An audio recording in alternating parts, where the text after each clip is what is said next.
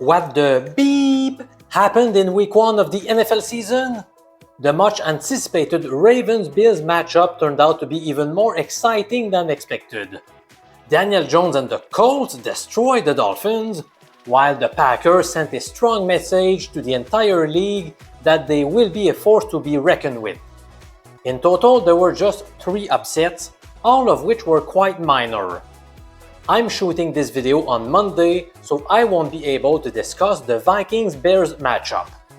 In this weekly video, I will recap the full action by handing out grades to each team. I will let you know of key injuries to take note, while talking about which teams or players disappointed or did better than expected. We will also have the WTF moment of the week, a segment called Stock Up, Stock Down, some power rankings, and also an upset alert for next week. As always, the content will have a betting twist to it, so that we can help you growing your own bankroll. This is your go-to show if you are an NFL fan or sports bettor. Subscribe to the channel hosted by the nerdy statistician who has amassed more than $1 million with his sports bets since 1999. Let's get the party started right now. Let's kick off this video by grading each team's performance in week 1. On Thursday, the Eagles were 8-point favorites and they ended up winning the game by a 4-point margin. I will give Dallas a B grade. They really could have won this game. CeeDee Lamb had a critical drop that could have led to a victory. Lamb dropped 2 more passes during the contest. Miles Sanders was the victim of a big fumble at the 10-yard line that also made a big difference. Dak Prescott was okay, while running back Javonte Williams showed good things on the field. Even Miles Sanders broke free on a 49-yard gain. Many people thought they were dead after trading Micah Parsons, but the Cowboys showed some fight, so I would not count them out yet. Their defense did a decent job here. As far as the Eagles are concerned, I will go with a B as well. It was a relatively good outing for Philadelphia, but they were not dominant. Both teams had a very similar number of total yards and first downs. A.J. Brown and Devontae Smith combined for 4 grabs, which is surprising. It shows this team can win in many different ways, but they will need to play better against stronger opposition. Philly's defense struggled early in the game after losing Jalen Carter, but they adjusted later on. Overall, an okay job for this unit. If you bet the over on that game, you are probably still upset about it. At halftime, a total of 41 points had been scored. It looked like over 47.5 was a slam dunk to win, right? However, a grand total of 3 points were scored in the second half, including a 65-minute delay due to lightning that seemed to put both offenses out of sync. For the first time ever, an NFL game was streamed live and for free on YouTube. That occurred on Friday night when the Chargers delivered the first upset of the 2025 season by defeating their division rivals, the Chiefs, by a 27-21 score. I'll give the Chiefs a C+ grade. Sure, the loss was disappointing, but losing Xavier Worthy on the 3rd play of the game did not help the cause. The team was already without Rashee Rice, so they had to rely on Hollywood Brown and Juju Smith-Schuster. Brown was questionable to play entering this game with an ankle injury, but he ended up catching 10 passes in the season opener. Kansas City threw the ball 39 times versus just 17 rushes. That's a bit puzzling to me since they gained an average of 5.8 yards per carry. Giving Pacheco just 5 carries was not enough, in my opinion. The defense was a disappointment to me. They let LA score on 5 of their 7 drives, and they could not get the ball back to give Mahomes one last chance to win the game late in the 4th quarter. They struggled to put pressure on Justin Herbert, who diced them for 318 passing yards. I will hand the grade A to the Chargers. As I just said, the passing offense looked very sharp. I also like the fact that all three starting wide receivers did a solid job. Ladd McConkey, Keenan Allen, and Quentin Johnston. I have to admit, I'm one of the people who started to believe that Johnston was a bust. Too many drops in his first 2 seasons in the league, but he impressed me on Friday. All signs pointed in the direction of a running back by committee approach, but that did not happen at all. Rookie Omarion Hampton carried the ball 15 times versus just one for Najee Harris. Was it because Najee's eye injury is not fully healed, or is Hampton the bell cow running back? He looked quite good, albeit not awesome either. He certainly has some potential. This win halted a 7-game losing streak for the Chargers against the Chiefs. They certainly feel great about that signature win. They could be a very dangerous team. We got to watch a good NFC South showdown between the Bucs and the Falcons. Tampa was established as a 2.5-point favorite, and they won by 3 points, so the odds makers got this line right. I will give Tampa a B- grade. The Falcons picked up 23 first downs compared to just 16 for Tampa. Atlanta also totaled 358 yards of offense versus 260 for the Bucs. Baker Mayfield did not look at his best by completing just 17 of his 32 passes, but he still tossed 3 TD passes, including a couple to rookie Emeka Egbuka. Mayfield did a lot of damage with his legs, with 5 carries for 38 yards. Even kicker Chase McLaughlin was a bit sloppy. He missed an extra point that allowed the Falcons to trail by a field goal instead of having to score a touchdown late in the fourth quarter. The defense was stout against the run, but let Michael Penix get close to 300 passing yards. Atlanta also gets a B- grade. They want to establish the ground game to open up the passing game, but they could not do that on Sunday. They averaged 2.5 yards per carry, and Bijan Robinson was also stopped on a 4th and 1. But thank God the passing offense fared well on that day. Is this the year where Kyle Pitts does not disappoint us? He opened the season with 7 grabs, while Drake London caught 8 while being targeted on 15 occasions. Of course, a big boo goes to kicker Young-Hoo Koo. He converted just 73.5% of his field goals last year, and he missed a game-tying 44-yard attempt as time expired. And honestly, it was not that close. No need to panic yet for the Falcons, but this loss against a divisional opponent certainly hurts, especially since the game was at home. The Bengals were 5.5-point favorites in Cleveland. They are known for having slow starts to their seasons, so this time head coach Zach Taylor decided to play his starters during the preseason games. At least Cincinnati got the win, but it was not pretty in a 17-16 victory. Even though they won, I've got to give the Bengals a C grade. I mean, come on.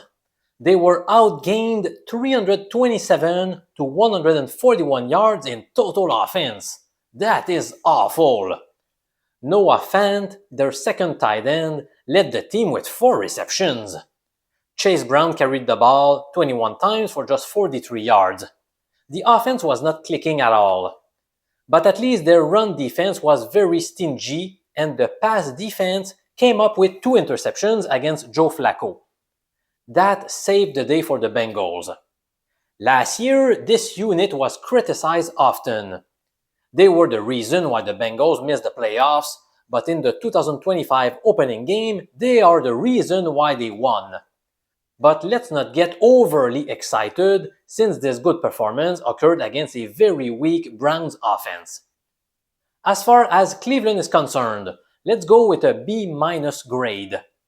Joe Flacco did a very solid job overall. He got intercepted twice, but in both cases, the ball deflected off the receiver's hands. And of course, the defense did a monumental job by frustrating the high-octane Bengals offense all afternoon. It was business as usual for Myles Garrett, who accumulated his first 2 sacks of the season. Rookie kicker Andre Smith had a horrible NFL debut. Not only did he miss an easy 36-yard field goal in the fourth quarter, but he also missed an extra point. Seriously, how can professional kickers miss such easy chip shots? That's unacceptable. A couple of rookies stood out for Cleveland. Running back Dylan Sampson, who looked better than Jerome Ford, and tight end Harold Fannin, who caught 7 balls, while starter David Njoku only grabbed 3. That's an encouraging sign for Browns fans. If you are a Dolphins fan and you watched yesterday's game, I hope your eyes are done bleeding. It was an abysmal performance that has got to lead to an F grade. Last year, Miami's offense was not clicking so much. During the offseason, I kept reading reports about how they did not seem to fare any better. I thought, well, maybe they are blowing it out of proportion. The team still has Devon Achane, Tyreek Hill, and Jalen Waddle. Before the season began, Indy's defense was projected to be among the bottom 5 in the league. And yet, the Dolphins only mustered 8 points on Sunday. Tua Tagovailoa turned the ball over in 3 of the team's first 4 drives of the game. It could not get any worse than this. Miami got demolished by an ordinary Colts team. Even the defense got torched by Daniel freaking Jones. They fully deserve the F grade, and if you are not pressing the panic button yet, you may want to keep it close to you. On the other side, let's give the Colts an A+ grade. They largely exceeded expectations since this was viewed as a toss-up game. Many people questioned the decision to start Daniel Jones over Anthony Richardson at the QB position. Jones is not as flashy, but he is less turnover prone. He delivered with a strong performance. He threw for 272 yards while focusing mainly on Michael Pittman and Kyle Warren. The rookie tight end out of Penn State looked strong in his NFL debut. Many reports indicated the team wants to make him one of the focal points of the offense, and it looks like those reports were right. We already know that Jonathan Taylor is a great running back. If the passing offense continues like this, the Colts could make a push in the playoff race this year. After losing 11 straight opening games, the Colts got the monkey off their back with that awesome win. Even their new kicker, Spencer Schrader, successfully made all 4 field goal attempts. New safety Cam Bynum picked off Tua, and new cornerback Xavier Howard recovered a fumble against his former club.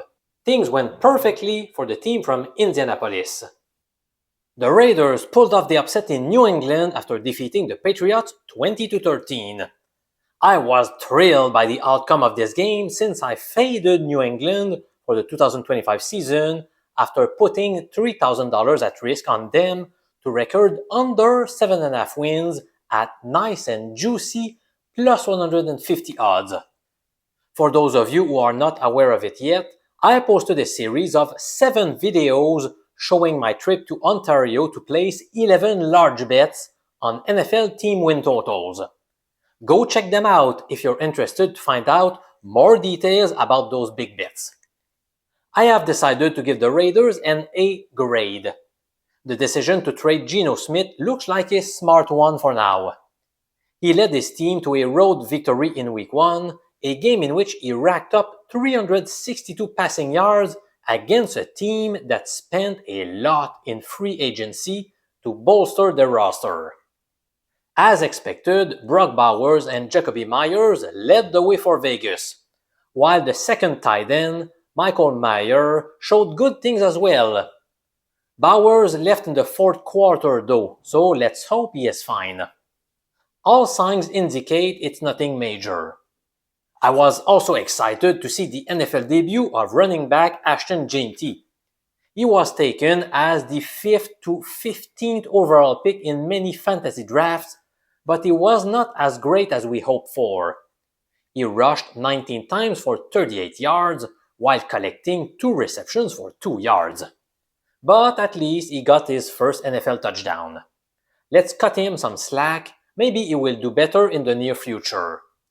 The team will need him to contribute because you cannot ask Geno Smith to throw for more than 300 yards every time.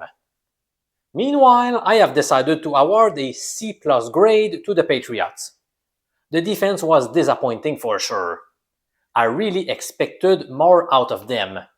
They gave up 9 passes that went for over 20 yards, which is unacceptable. Maybe they just need more time to gel together. I don't think we should panic just yet. Many people are expecting Drake May to take a step forward following a good rookie season. He did a fine job in general, but he got intercepted once and fumbled the ball on one occasion. He spread the ball around nicely across many players. But the team converted just 1 of 6 third down attempts in the second half. Gotta do better than this. Another rookie running back did not produce as much as expected, Trevion Henderson. He split work pretty evenly with Ramondre Stevenson and only obtained 25 rushing yards. But Henderson was involved quite a bit in the passing game after grabbing 6 passes. Here's another game where oddsmakers did a fantastic job. The Cardinals won 20-13 in a game in which they were 6.5-point favorites. This victory earns Arizona a B- grade because I was not so satisfied with that performance. The Saints were projected to be the worst NFL team this season. Winning in New Orleans is good, but the Cards will need to step up their game to be taken more seriously. Arizona's defense was the biggest disappointment to me. Giving up 315 total yards to an offense led by Spencer Rattler is not a success. They could not record any takeaways either. Meanwhile, Kyler Murray was fairly efficient, but not spectacular.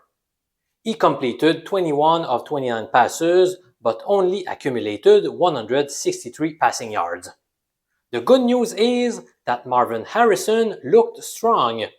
He could be ready for stardom this year.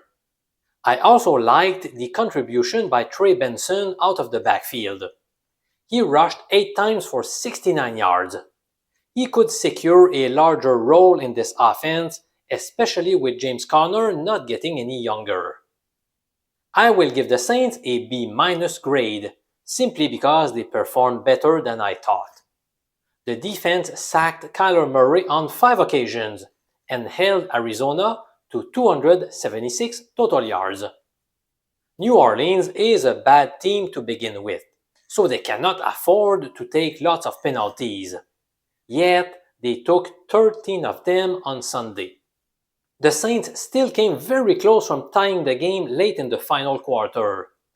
Tight end Joan Johnson put his hands on the ball, but Buda Baker and Jalen Thompson forced the ball loose to give Arizona the win. Spencer Rattler has now dropped each of his 7 NFL stars, but it was a valiant effort on his part. Maybe he can keep rookie Tyler Shaw on the bench for a few more weeks. Despite the relatively good performance by the Saints, I don't think they will be able to compete too much this season.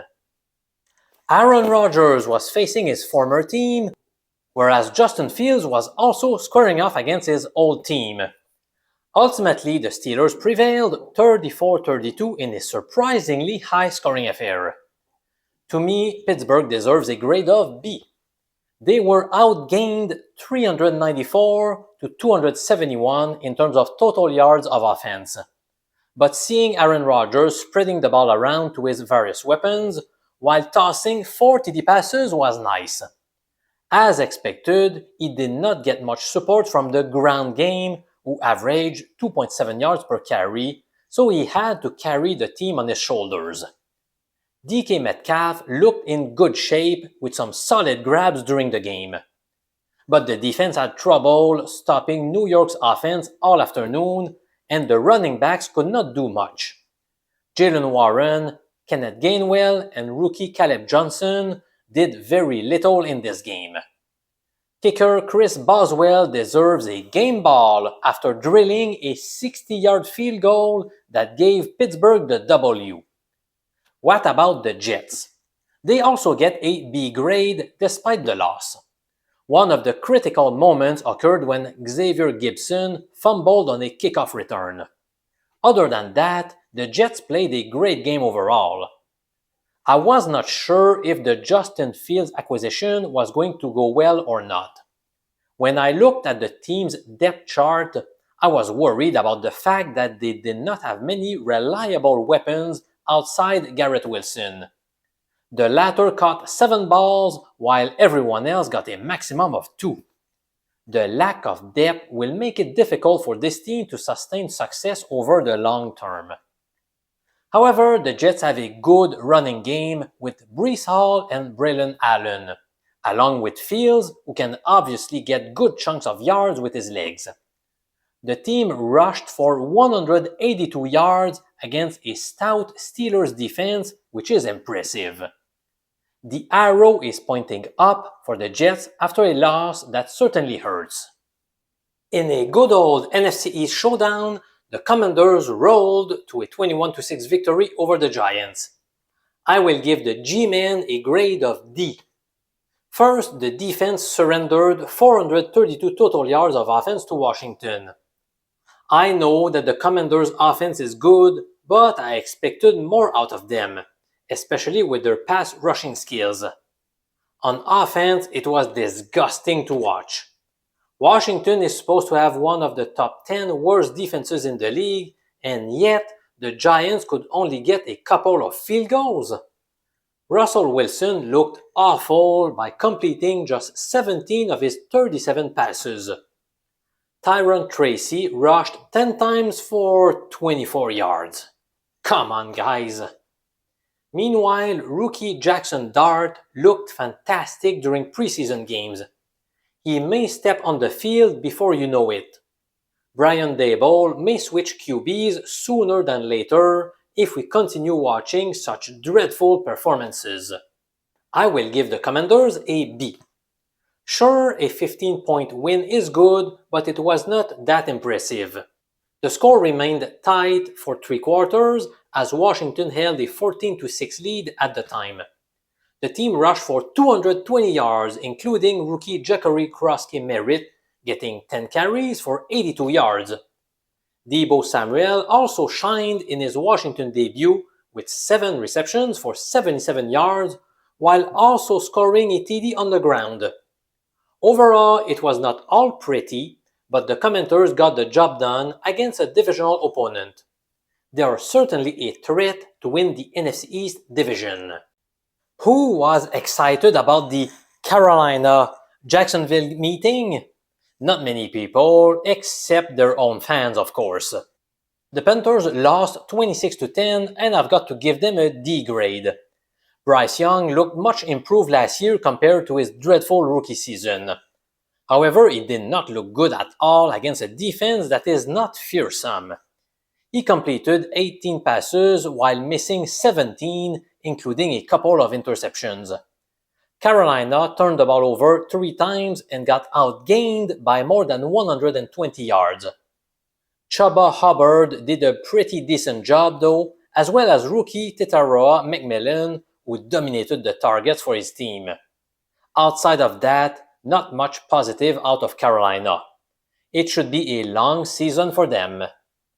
For Jacksonville, it was the beginning of the Liam Cohen era. Things started on a high note following this convincing win, which earns the Jaguars a A grade for me. Trevor Lawrence had a year to forget in 2024. Now healthier and playing under a better system, We were hoping for better things to come for him. He had an efficient afternoon, although not spectacular either.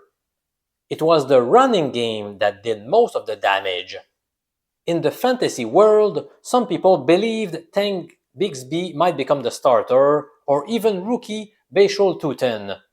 However, Travis Etienne had other ideas.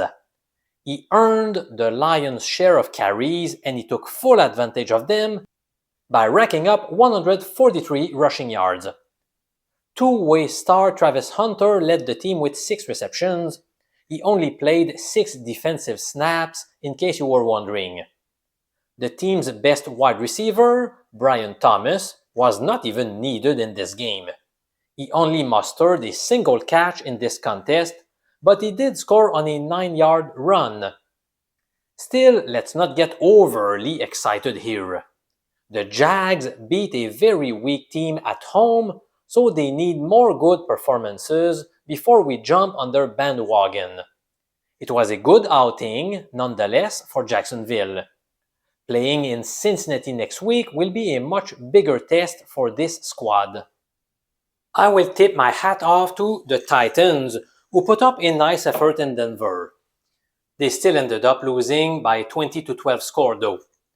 Ultimately, I've decided to give them a C+ grade. Tennessee benefited from 4 takeaways, otherwise the game might not have been that close. Total yards favored Denver 317 to 133. The Titans only picked up 7 first downs. As you can tell, it was not an easy NFL debut for the number 1 overall pick, Cam Ward. He completed 12 of 28 passes and he did not record a single rush either. He also got sacked on 6 occasions. The game was tight, but it was a struggle for the rookie signal caller. Granted, Ward was playing on the road against possibly the best defensive unit in the NFL. It will be interesting to see how he does at home against the Rams next weekend. The defense kept them in the game, but the offense will need to fare better if this team wants to pull off some upsets this year. Denver gets a C+ grade as well. Their defense was stellar, but again, they were facing a rookie QB who is not necessarily surrounded with tons of great weapons. Bo Nix was great as a rookie. Will he go through a sophomore slump? His first game makes us lean towards a yes. He turned the ball over on 3 occasions. The passing offense struggled throughout this game with just 176 passing yards via 40 attempts. If the Broncos want to challenge the Chiefs and the Chargers, they will need their offense to do much better than this. The 49ers got a nice 17-13 victory in Seattle to open the season. I will give San Francisco a B for their performance. They could have easily lost this game if not for a Sam Darnold fumble at the 9-yard line with less than a minute ago. The Seahawks had a great chance of grabbing the lead before Nick Bosa made that crucial play. Still, the Niners racked up 384 total yards compared to 230 for Seattle. They deserved to win this NFC West contest. If you drafted Christian McCaffrey in your fantasy team, you were probably worried about the late week reports saying he was questionable with a calf injury. You are probably relieved after seeing his week 1 performance. He contributed both as a runner and a receiver, totaling 142 yards of offense.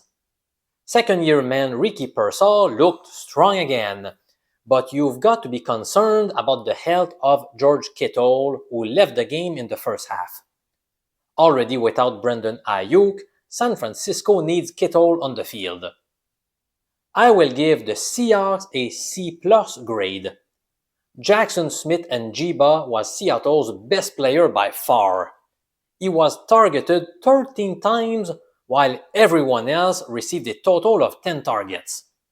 Cooper Kupp caught 2 balls. Tight end Elijah Arrojo caught 1. The team needs more protection from everybody not named Smith and Jiba. Seattle tried to run the ball on numerous occasions, but they could not sustain a lot of success. They ran the ball 26 times for 84 yards, splitting work between Kenneth Walker and Zach Charbonnet. The bigger concern is Sam Darnold. He was great for the vast majority of the 2024 season before doing very badly in the final regular season game and in the lone playoff game. In those final two games, he led the Vikings to exactly 9 points. Darnold did not convince anybody yesterday. He will need to step up his game a lot if this team wants to have any shot at the postseason. The Lions got smashed in the mouth by the Packers in the season opener. Total yards were 266 to 246 in favor of the Packers, but the team from the frozen tundra was in full control throughout the game. A late TD by Detroit made the score look less bad. I've decided to give the Lions a D grade. Having a new offensive and defensive coordinator was a source of concern for Detroit. Those concerns were valid. The offense looked lost without Ben Johnson calling the plays. The ground game, usually a big strength for the Lions, only generated 46 yards via 22 runs. Jared Goff did his best, but he was often under pressure.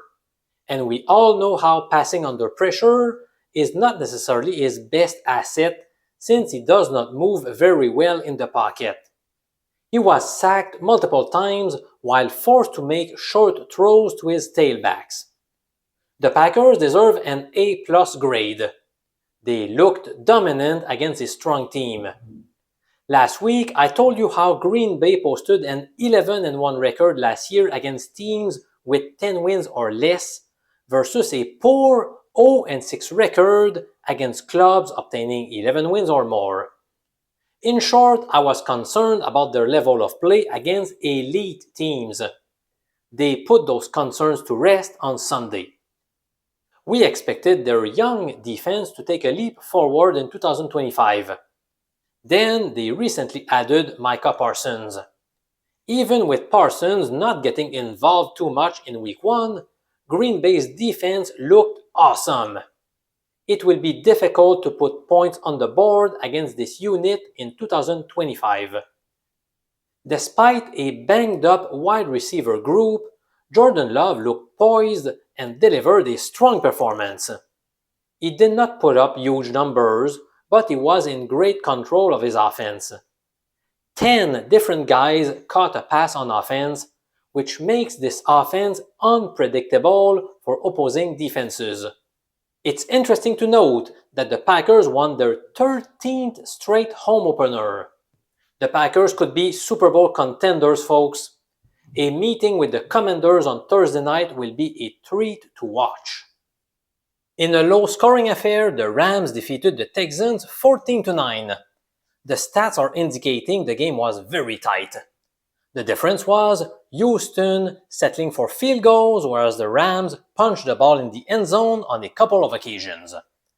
I believe the Texans still deserve a fairly good B grade. Houston's defense was pretty stout last year, and it appears they could be among the top 10. Will Anderson and Daniel Hunter are a fantastic pass-rushing duo, and the team has a spectacular secondary. It was also encouraging for the Texans to see Nick Chubb gaining 60 rushing yards across 13 carries. With Joe Mixon possibly out for a long period of time, Chubb needs to provide a good ground game to Houston. Just like last year, CJ Stroud struggled with consistency. He was not so good, and his weak offensive line does not help either. That will cause some headaches to Texans fans throughout the season. The Rams received a B+ grade. Their defense did a sound job, and Matthew Stafford completed 21 of 29 passes against a tough secondary. He missed a good portion of training camp with some back issues, but he looked okay in the season opener. Granted, having a wide receiver duo like Puka Nakua and Davante Adams helps the cause. And Karen Williams continued to do a great job for the Rams, so I'm not overly worried about the Rams just putting 14 points on the board on Sunday. When they face weaker defenses, they should be just fine. This team certainly has a chance to win the NFC West division. NFL fans were excited prior to the great showdown between the Ravens and the Bills. Lamar against Josh Allen. The game delivered above expectations with a spectacular 41-40 victory by Buffalo. For most of the game, the Ravens held a 2-score lead. Then the Bills would make it a 1-score game before Baltimore would score again, and so on. To me, it was clear that the Ravens were going to prevail in this contest. They were pretty much dominating the game. The Bills just could not stop the run, the Ravens averaging close to 10 yards a carry. It was ridiculous. The Bills cut the lead to 8 points with 3 minutes and 20 seconds left in the fourth quarter. Surely, the Ravens would strike back to pull away with the win, right? Wrong. Derrick Henry got stripped of the ball by Ed Oliver, which was recovered by a teammate. This play sparked the crowd, gave Buffalo some hope, and the rest is history. Josh Allen needed just 4 plays to reach the end zone. The defense stopped the Ravens on 3 plays before Matt Prater nailed a 32-yard field goal to give the Bills a dramatic win on Sunday night. If I'm a Ravens fan, I'm not panicking. You just got beat by Superman, Josh Allen. In general, the Ravens dominated this game. They averaged 8.6 yards per play. Baltimore's defense will have better games for sure. I will give the Ravens a B grade. The running game was spectacular. Lamar Jackson was efficient as a passer, especially when throwing to Zay Flowers, who looked great. DeAndre Hopkins only caught 2 balls, but his TD reception was something to watch. As far as the Bills are concerned, I will reluctantly give them a B grade as well. Their defense made me want to throw up. They could not stop the run, and my preseason concerns about their secondary are still very much in play. Even when Tre'Davious White returns from an injury, Buffalo's pass defense will be a concern. Outside of Josh Allen, who was obviously great, I liked the progression I saw from Keon Coleman. The connection with Joshua Palmer is still a work in progress, but he managed to catch 5 passes in his first game as a Bill. As bad as the defense was, I absolutely loved the performance by Ed Oliver. The first-round pick from 2019 may not have lived up to his draft status so far in his career, but he made several key plays on Sunday. Cornerback Christian Benford is also a baller. The Bills will always have a shot to win as long as Josh Allen is under center, but this defense needs to improve for the team to reach the next level. It's time for the WTF Moment of the Week, a segment where we highlight the dumbest play. Of course, I had to go with Jalen Carter spitting on Dak Prescott on Thursday night. You spend months and months getting ready for the upcoming season only to be ejected before the first play. I understand that he felt disrespected after Prescott spit on the ground, but that did not warrant walking to the huddle and actually spitting on the opposing team's QB.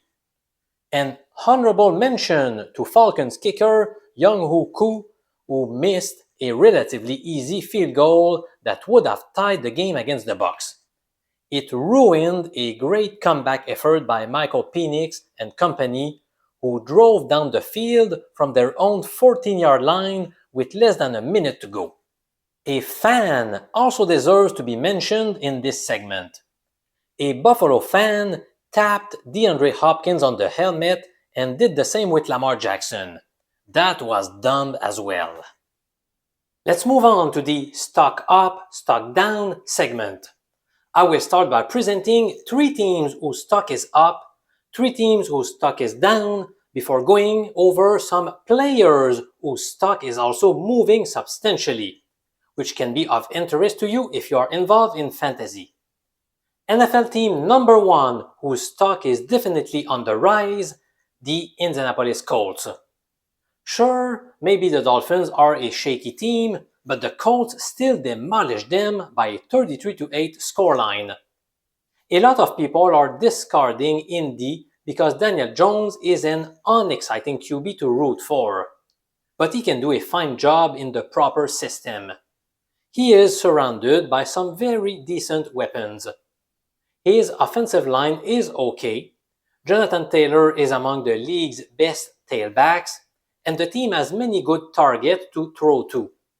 You could do worse than having Michael Pittman, Josh Downs, Alec Pierce, and also a guy that has been getting many rave reviews during training camp, second-year man Adonai Mitchell. The team also drafted Tyler Warren in the first round, and he showed great flashes in week 1. Their defense is a source of concern, but they showed good things in week 1. They really have a chance to win the weak AFC South division. I feel great about my $2,000 bet on the Colts to win over 6.5 games this year. NFL team number 2, whose stock is up, has got to be the Green Bay Packers. How could you ignore a team that just demolished Detroit, a team that finished 2024 with a 15-2 record? Jordan Love impressed me a lot in week 1. He looked poised and confident, but their defense was even more outstanding. And they have not unleashed Micah Parsons yet. According to the betting odds, Green Bay has the 4th highest chance of winning the Super Bowl. They are not that far behind the Eagles in the NFC. The 3rd NFL team whose stock is up is the Los Angeles Chargers. Their defense is good. Their offense is good. Their coaching staff, led by Jim Harbaugh, is good. What's not to like?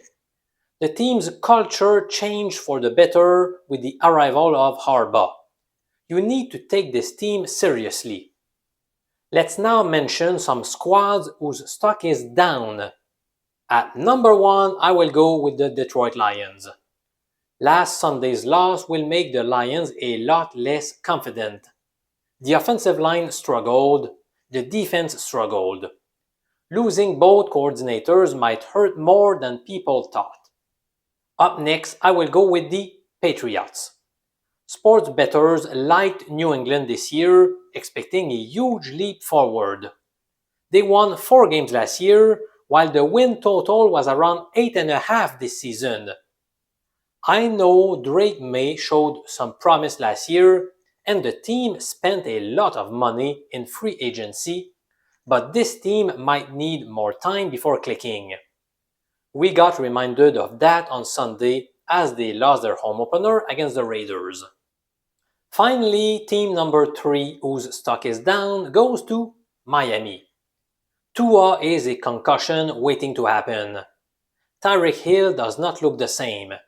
Devon Achane is slowed down by a calf injury. The team traded Jalen Ramsey. The offense looked dreadful during the offseason, and their struggles continued in Indianapolis on Sunday. They could be in for a long season. Now, how about some players whose stock is up or down? If you are in fantasy drafts, here are some players who are likely to exceed their average draft position, often referred to as ADP. Xavier Worthy looks to be out for multiple weeks, which opens the door for Hollywood Brown. He took full advantage of the situation by catching 10 balls in Brazil Friday night. Emeka Egbuka is the real deal. He caught 2 TD passes. Under normal circumstances, he would have been buried on the depth chart behind Mike Evans, Chris Godwin, and Jalen McMillan. However, injuries to Godwin and McMillan allow him to shine as a starter. Evans is not getting any younger at 32 years old, so Egbuka has a chance to be a league winner if you drafted him. The Cleveland backfield was very messy. Quinton Judkins was on track to be the starter, but legal issues have prevented him from being with the team. We were left with Jerome Ford, who appeared to be ahead of rookie Dylan Simpson. But if week 1 is any indication of the future, Sampson will lead this backfield. He had twice many carries than Ford against the Bengals, while also catching 8 passes. Marvin Harrison was a bit of a disappointment last year. He displayed a great performance on Sunday, so he appears to be on the up and up. Finally, a couple of Washington players appear likely to exceed their ADP. Deebo Samuel and rookie Ja'Cory Krosky-Merritt. Deebo did not look the same last year after a bout with pneumonia.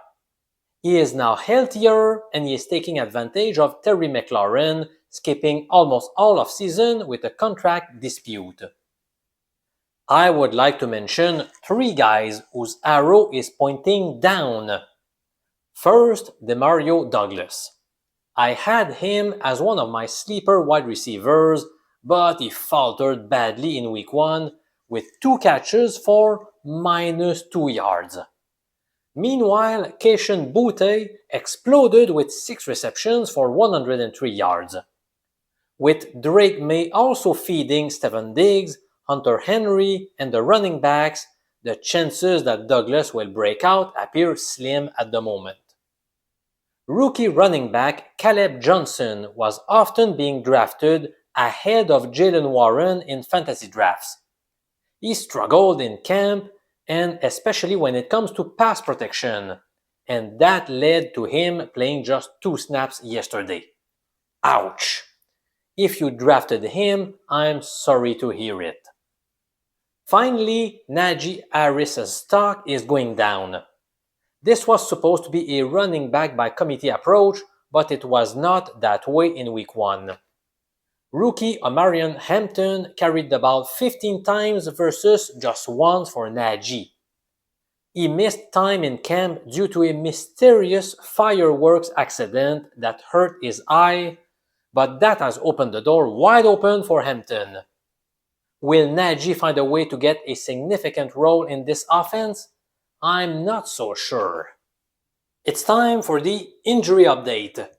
Did you notice how week 1 brought few key injuries? It's always sad to see primetime players getting hurt, but thank God there were not many this week. Eagles left guard Landon Dickerson left the game against the Cowboys with a back injury. We'll see if he can play next week. As mentioned earlier, Xavier Worthy will be out several weeks. He collided with teammate Travis Kelce, which dislocated his shoulder.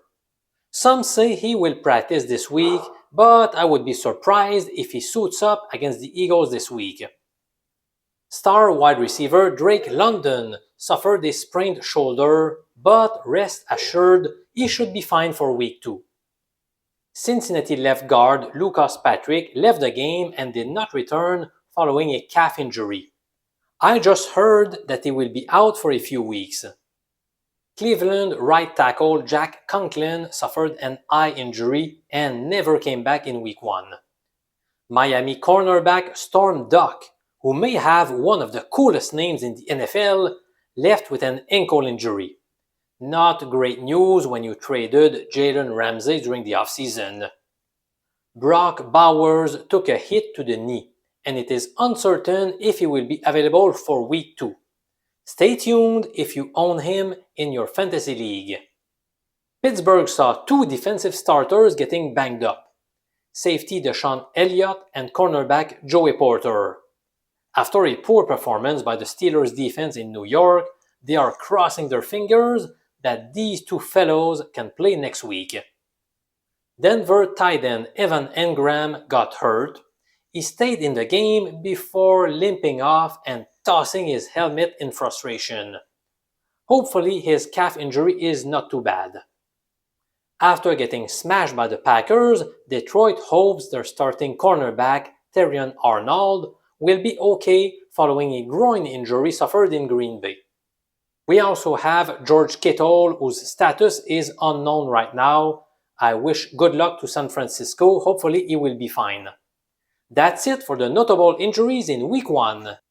It's time for some power rankings after Week 1.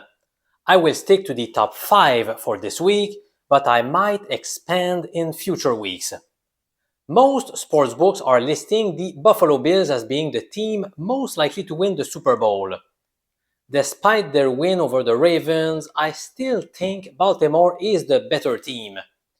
So I may get bashed for this, but the team listed number 1 in my power rankings is the Ravens.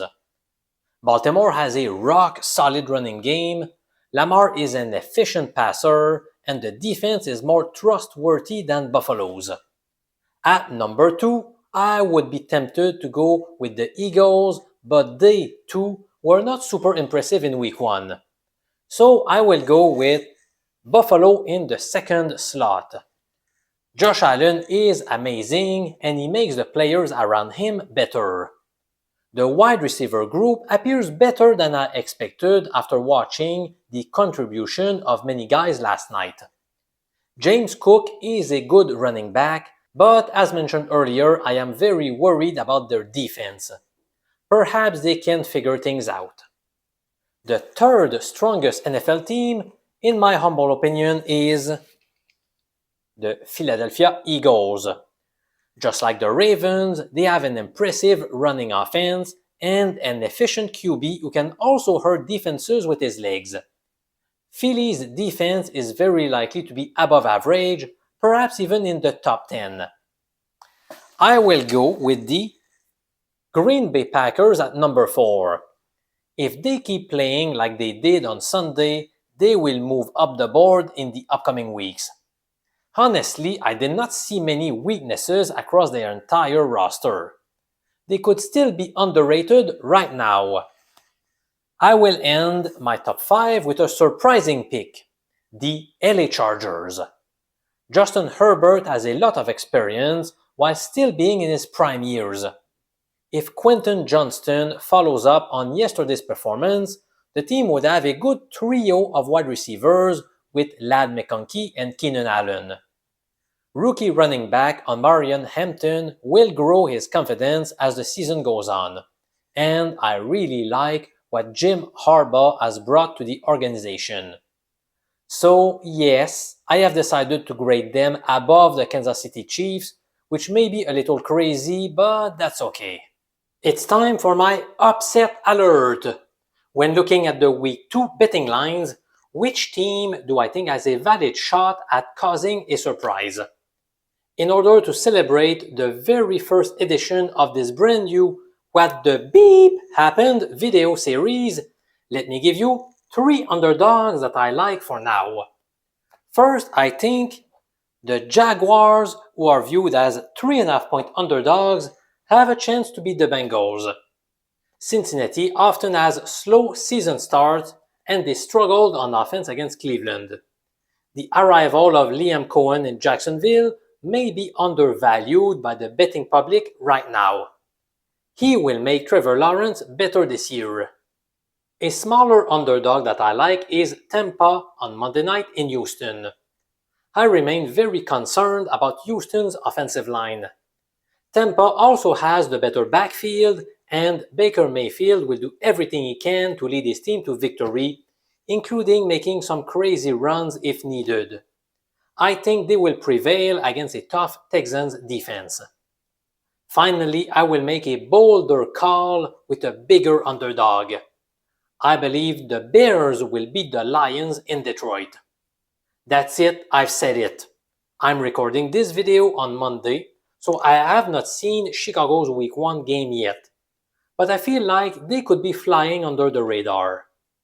They have upgraded their offensive line a lot, which is a huge boost for Caleb Williams and friends. They have a lot of good weapons on offense for Ben Johnson. The boys from Chicago will put some extra effort to give their head coach a victory against his former team. Detroit is reeling after a poor performance in Green Bay, so it's a good spot to face them. What did you think of my top 5 in my power rankings? Recall that I went with Baltimore, Buffalo, Philadelphia, Green Bay, and the Chargers in that order. Let me know in the comments what your top 5 is. And do you have a sleeper team that could win the Super Bowl that few people are considering right now? Drop a comment below and let us know your arguments. Come back next week for my Week 2 edition of the What the Beep Happened. Until then, subscribe to the channel hosted by a former 15-year university statistics teacher who quit his job after becoming financially independent via his sports bets. I'm Professor MJ. Thanks for watching, my friend.